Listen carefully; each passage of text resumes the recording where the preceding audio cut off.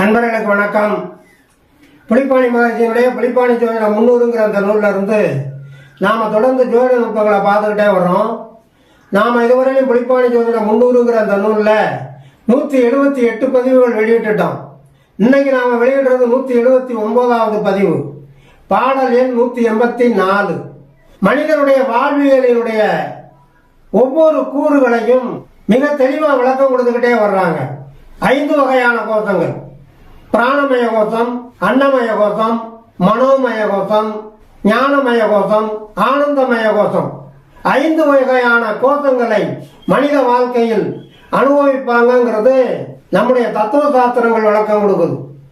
அந்த 5 வகை கோஷங்களை இந்த 72,000 நாடி நரம்புகளை கொண்ட இந்த உடல் மூலமாக நாம் அனுபவிக்கும் போது அதுல ஏற்படக்கூடிய இடையூறுகள், அதைத்தான் நாம நோயின்னு சொல்லுவோம். 4448 வகையான நோய்கள் மனிதனை பீடிக்கக்கூடிய வாய்ப்பு உண்டு அப்படிம்பாங்க ரோக நிர்ணய சாஸ்திர.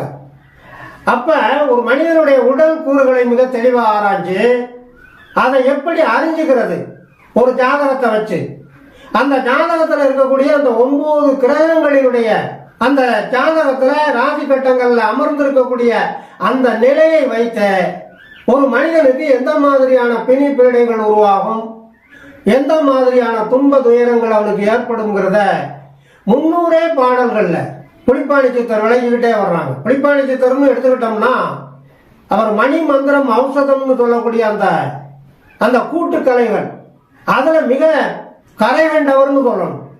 அப்படிப்பட்ட புலிப்பாணி சித்தர் அவர்கள் 300 பாடல்கள்ல தாம் அறிந்து தெளிந்த மணிமந்திர ஔஷத கருத்துக்களை சோதிட நுட்பங்களாக தொகுத்து ஒரு ஜாதகத்தை பார்த்த உடனேயே அதுல இருக்கக்கூடிய கிரகங்களினுடைய அமைப்பை கொண்டு எப்படி தெளிவா கணிக்கலாம்ங்கிறத சொல்லிக்கிட்டே வர்றாங்க. இப்ப சென்ற சில பாடல்கள்ல அந்த வாதபுத்த சிலை துன்பம் என்னென்ன நோயை தரும், அதுக்கு என்ன நிவாரணம் தரலாம் அப்படிங்கிறத சொல்லிக்கிட்டே வந்தாங்க. போன பாடல்ல கூட ஒரு மனிதன் அவன் உண்ணக்கூடிய உணவே கூட விஷமா மாறக்கூடிய அளவுக்கு இருக்குங்கிறத ஜாதகம் எப்படி சொல்லுதுங்கிறத சொன்னாங்க.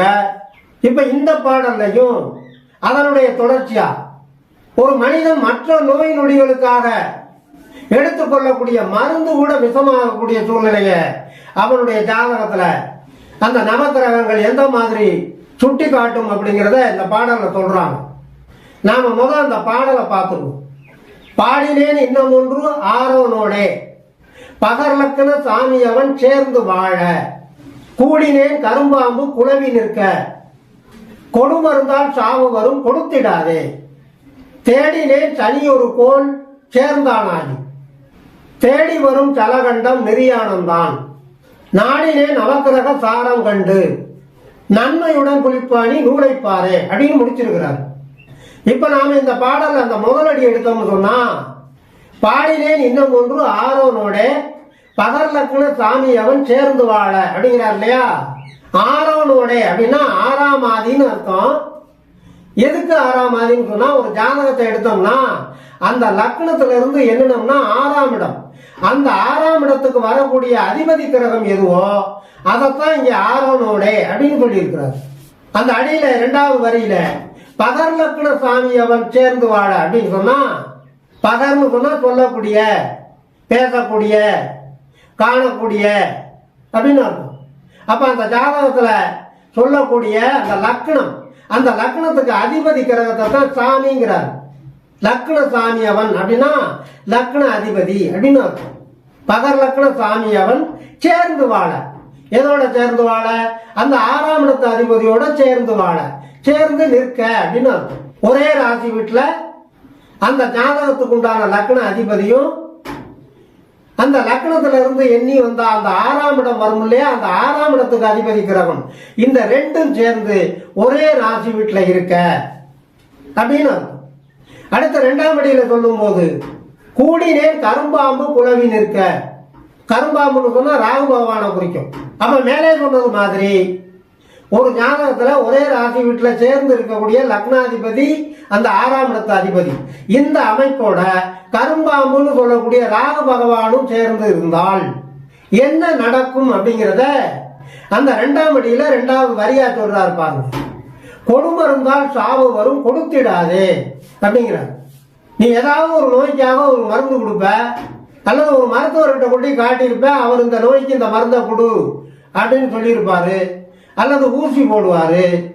அந்த மாதிரி போட்டால் அந்த ஜாதகனுக்கு மரணம் வருங்கிறார். கொடுமருந்தால் சாவு வரும், கொடுத்திடாதேங்கிறார், அனுமதிக்காதேங்கிறார், மருந்தை கொடுக்காதேங்கிறார். அடுத்து 3ஆம் அடியில சொல்லும் போது தேடினேன் சனி ஒரு கோள் சேர்ந்தானாகி. சனி என்று சொல்லக்கூடிய ஒரு கிரகம் இருக்குது இல்லையா, அந்த கிரகம் இந்த மேலே சொன்ன அமைப்போட, எந்த அமைப்பு, லக்னாதிபதியும் 6ஆம் இடத்து அதிபதியும் சேர்ந்து ஒரே ராசி வீட்டில் இருக்குதுன்னு சொன்ன அந்த முதல் வரியில சொன்ன அந்த அமைப்போட இந்த சனின்னு சொல்லக்கூடிய கிரகமும் சேர்ந்து இருந்தால் தேடி வரும் சலகண்டம் அப்படிங்கிறார். ஜலகண்டம், ஜலம்னா நீர், தண்ணி, கண்டம்னு சொன்னா ஆபத்து, தண்ணியினால ஆபத்து. அது நீர்நிலைகள், கிணறு அல்லது ஆறு அல்லது பெருமழையினால ஏற்படக்கூடிய பெரு வெள்ளம், பேரிடர் சொல்றோம்ல, இயற்கை பேரிடர். அது இந்த மாதிரி ஜாதக அமைப்பு லக்னாதிபதியும் 6ஆம் இடத்து அதிபதியும் சேர்ந்து ஒரு ராசி வீட்டில் இருக்கும்போது அதே ராசி வீட்டில் சனியும் சேர்ந்து இருந்தால் அந்த மாதிரி அமைப்பை பெற்ற ஜாதகனுக்கு தண்ணியினால கண்டம். குடிக்கிற தண்ணி கூட தொண்டையில விச்சுக்கிட்டு இருக்கிறவங்க எல்லாம் இருக்கிறாங்க. அந்த மாதிரி ஜாதகத்துல ஜலகண்ட அமைப்பு இருந்தால்தான் அந்த மரணம் அந்த ஜாதகனுக்கு வருங்கிறார் புலிப்பாணி சித்து. தேடி வருங்கிறார். நிர்யாணம் தான், நிர்யாணம் அப்படின்னு சொன்னா மரணம். அதே பாருங்க, ஒரு ஜாதகத்தை எடுத்தோம்னா அந்த ஜாதக ரீதியா 12 பாவங்களும் மனித உடல்ல எந்தெந்த அங்கங்களை காட்டுது அப்படின்னு சொல்ற முறையை பார்க்கிற போது 6ஆம் இடம் வயிற்றை குறிக்கும். அதே மாதிரி இந்த 12 பாவங்களுக்கும் காரகத்துவங்களை சொல்ற போது சோழ சாஸ்திரம் சொல்லுது 6ஆம் இடம்ங்கிறது கடன், வகை, ருணம், ரோகம். அப்போ ஒரு மனிதனுக்கு 6ஆம் இடம் வயிற்றை குறிக்கிறது. வரக்கூடிய இடர்பாடுகள், துன்பம், தொல்லைகள்னு சொன்னா அது கடன், வகை, ருணம், ரோகம் அப்படின்னு சொல்லக்கூடிய அந்த நோய்க்கு காரகத்துவத்தை காட்டும். அப்ப இதுல இருந்து நாம புரிஞ்சுக்கலாம், அந்த 6ஆம் இடம் ஆகிய அந்த வயிற்று பாகத்துக்கு உண்டான கிரகம் நோய்க்கும் காரணமாக இருக்கும். அதனாலதான் அந்த 6ஆம் இடத்து அதிபதியும் லக்னாதிபதியும் சேர்ந்து இருக்கும் போது அதோட ராகு சேர்ந்தா கொடு மருந்து, உணவு கூட நஞ்சாகும்னு அர்த்தம். அதே மாதிரி அந்த 6ஆம் இடத்து அதிபதியும் லக்னாதிபதியும் சேர்ந்து இருக்கிற அந்த ராசி வீட்டுல சனி சேர்ந்தால் உயிர் வாழ முக்கிய தேவையா இருக்கக்கூடிய பஞ்சபூதங்களிலே முக்கியமான பூதமா இருக்கக்கூடிய அந்த நீர் தத்துவம், ஜலம், அதுவே இந்த ஜாதகனுக்கு கண்டத்தை கொடுக்கும், மரணத்தை கொடுக்கும், மரண அவஸ்தையை கொடுப்பதற்கு காரணமா இருக்கும் அப்படின்னு விளக்கியிருக்கிறார்.